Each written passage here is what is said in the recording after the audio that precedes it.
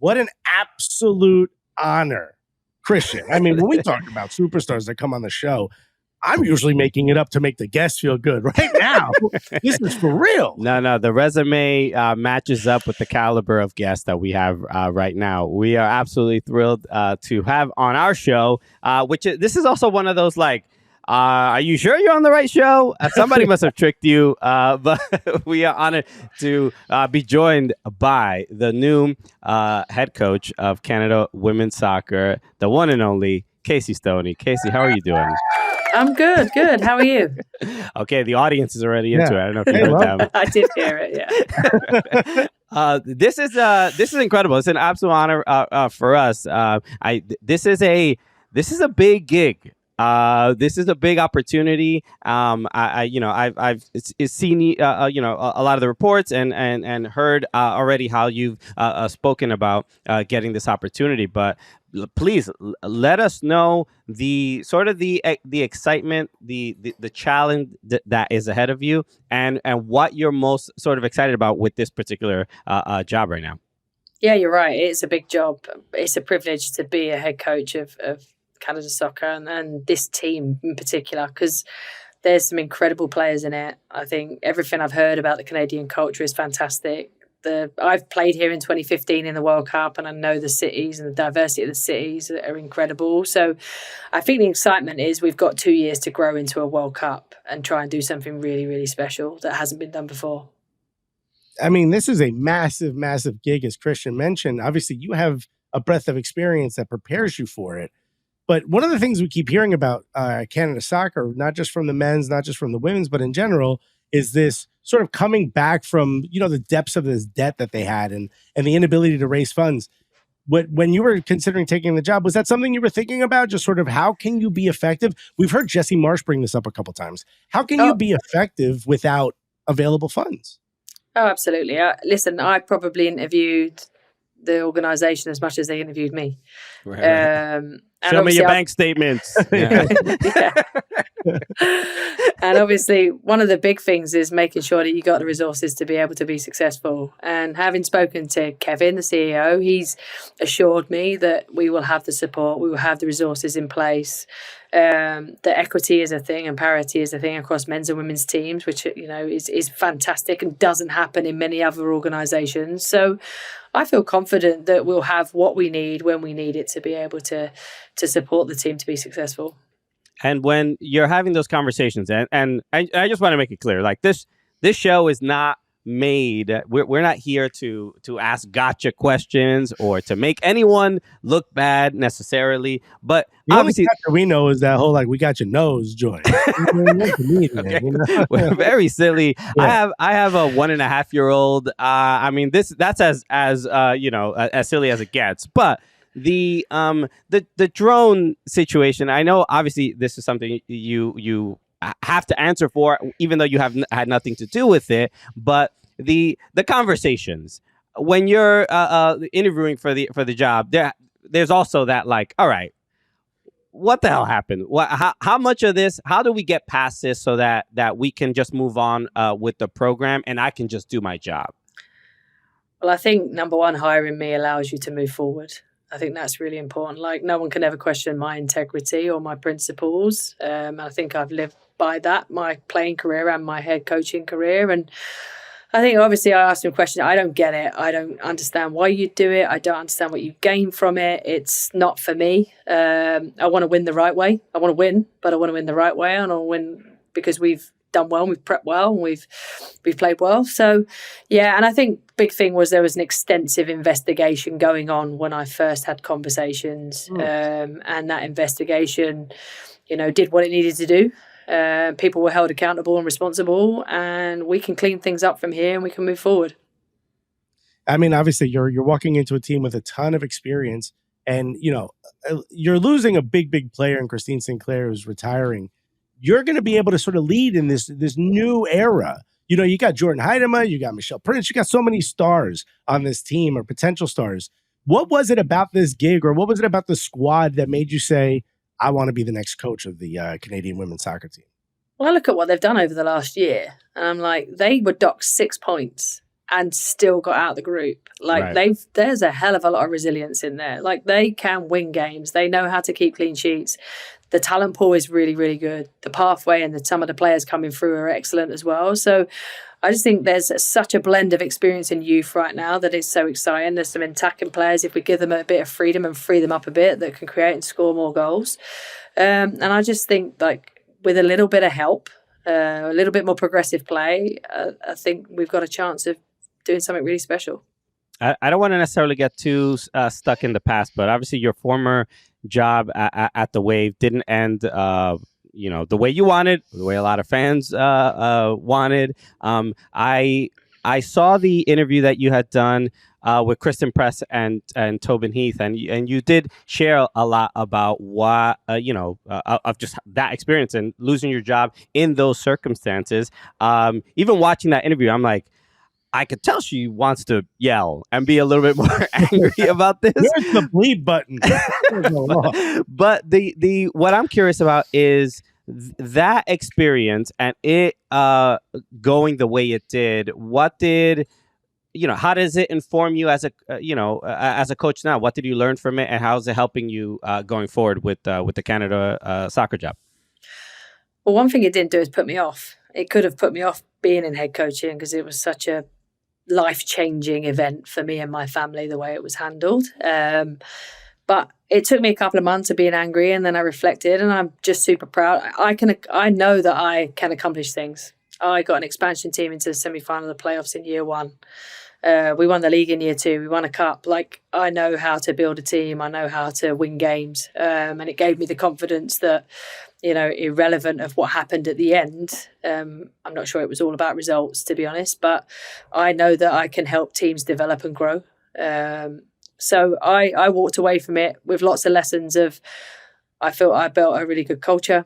I built a successful culture. I did things the right way as well. Like we didn't compromise our values to do it. We didn't compromise our integrity to do it. We tried to do it the right way. And I learned that probably alignment between yourself and leadership is really, really important. And that's probably one of the reasons I took the job, is I'm very aligned with Kevin and his values. Obviously, the way it ended in San Diego, probably not the way we all would have wanted. But talk to me a little bit about the way it started. You first of all, an honor to talk to a former Arsenal player. As a big Arsenal fan myself. But you've seen the WSL and the game in Europe. Really, it feels like 10 years ago, feels like 100 years ago, the way it's growing right now. They're selling out the Emirates. Many of these teams are selling out their home stadiums as opposed to a secondary stadium. But I feel like NWSL was really the first to really impress in the women's game. And you got to see an expansion team absolutely fill a stadium and have this massive fan base. For you, talk to me a little bit about what the game was like when you played to where it is now.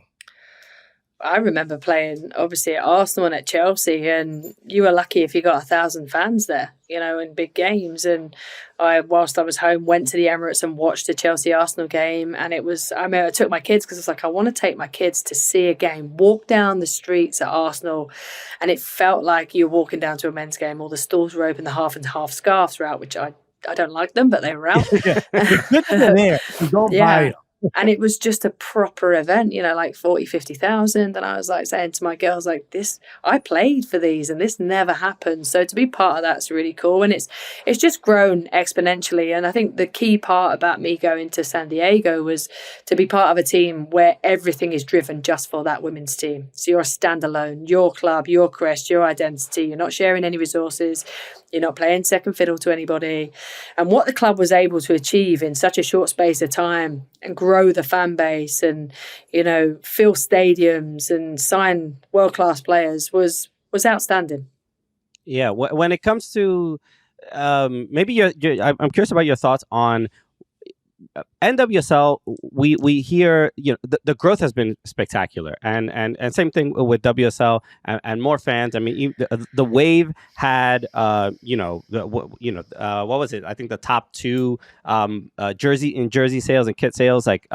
So when it comes to marketability and interest and excitement, that is there. But then you also hear these really challenging and difficult storylines, especially with the Wave, and you hear with other clubs. Like when it comes to just the equitability, when it comes to just running a business in a fair way, where the employees also feel respected and honored, where do you see that going and the improvement there? Because I feel like we're still falling short a little bit. Yeah, I think like on the jersey sales, it helps when you've got Alex Morgan in your team. That definitely helps. I think when it comes to like any club, I think the hiring processes are really important. Like putting people in key positions that are qualified to do their job. For me to get a coaching job in the NWSL, like they're going to make the pro license a prerequisite. Like you have to be the highest you possibly can be qualified, and rightly so, because that's what the players deserve. Yeah. But what are the prerequisites for a general manager or a president or a director of football? Like, what are those prerequisites? What is their history of work? What is their knowledge? Because they're some of the most important positions within a club. They influence the entire club, everybody in it. And if you don't have the knowledge or experience, then you're not really putting people in positions to be successful. And every business is about people. People first. People make the world go round. So if you don't go into it with a people first values and culture, then you're never going to be successful. And I felt like we created that on the sporting side in terms of the team that we created. So I'm proud of what I accomplished. Obviously, stuff has come out since I've left that I was completely unaware of. And the game needs to be rid of that. It's not healthy. What I just want to add one thing, like this comes up on our show often because we cover NWSL and MLS, and we're always curious: is it something where there are more transgressions in the women's game, or is it that in the women's game there's less? It's less tolerated and it is reported more. So is it a sporting thing where this happens in men's sports and then maybe the culture, the toxicity doesn't allow for men to talk about it, or does it happen less? I'm curious about your opinion on that. It's hard for me to probably give you a balanced opinion because I don't work in the men's game, right. But I think if I'm honest, like the women's game has been like, unfortunately, like there's been a lot of people that maybe aren't good enough to go in the men's game that come in the women's game, or don't have the right agenda that come in the women's game, like, and are able to stay in it for too long because we accept mediocrity.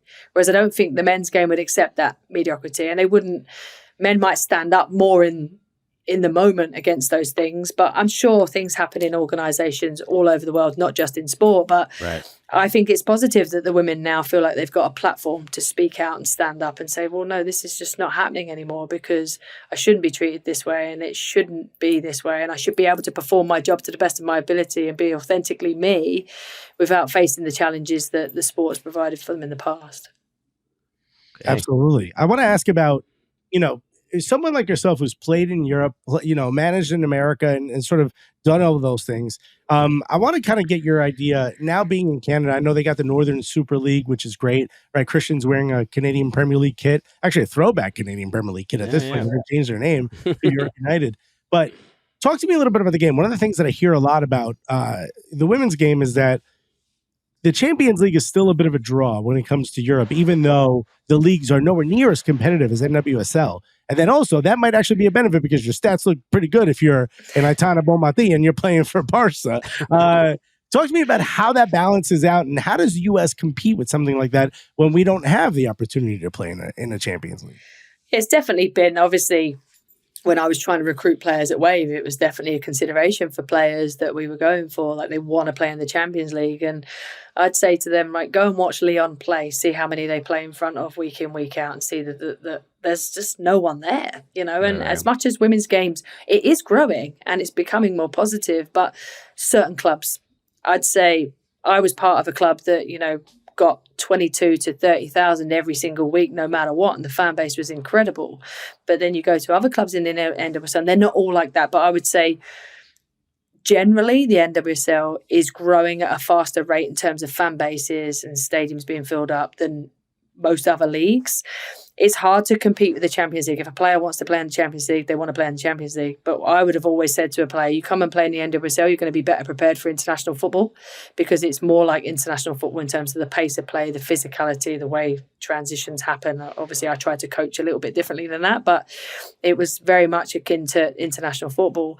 And I think with the NWSL now coming in, I think it just gives another platform and another space for players to play competitively, especially for Canadians, be able to play at home. I think that's an incredible place, and I think it's going to grow from strength to strength. And I think they're hiring some really good coaches, and I think that's going to really bode well for the Canadian game. And as far as have you gotten a chance to speak to players? I don't know what the connection has been like so far, but I just want to give you a heads up, because one of our dear friends of the show is the goalkeeper, Kaylin Sheridan, who you obviously are very, very familiar with. But I don't know if this has come up too often, but we discovered when she did our show a couple years ago that she has a fear of buttons. I don't know if you... okay, so you have heard this. All right, cool. It's in her contract rider. Yeah. So we just, for any of the tracksuits and warm up or anything, we need to avoid all buttons. All zippers. Yeah, I did have to get her to repeat it when she first told me. I was like, that must be difficult. Like, how do you wear jeans and stuff? Like right. It's just straight up, like sweatpants and tie. This is when we found out, we're like, is this common in Canada? Is this what happens? Okay. I think it's unique to Kaylin. Thankfully.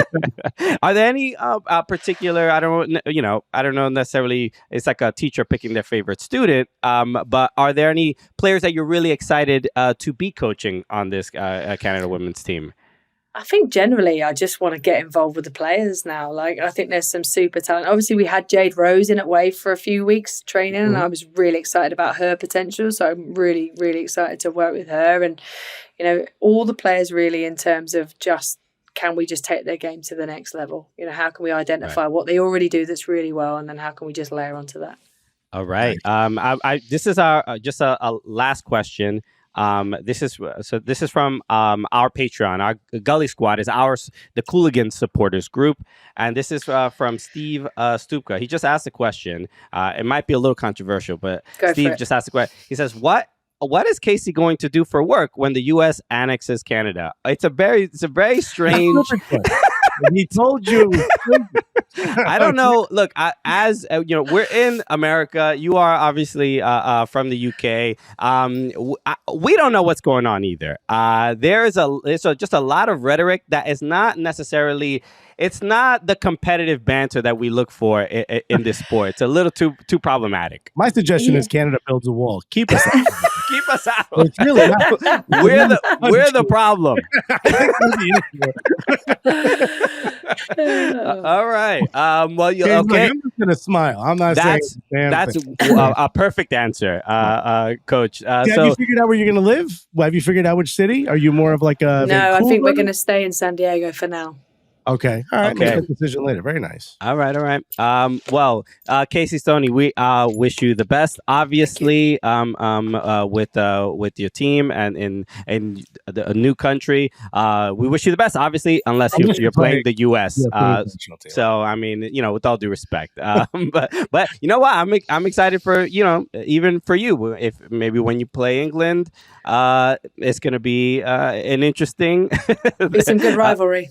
Yeah, it's going to be very great. Casey Stoney, thank you so much for joining us. It is an absolute honor. And yes, we wish you all the best. Thanks for having me. Thank you.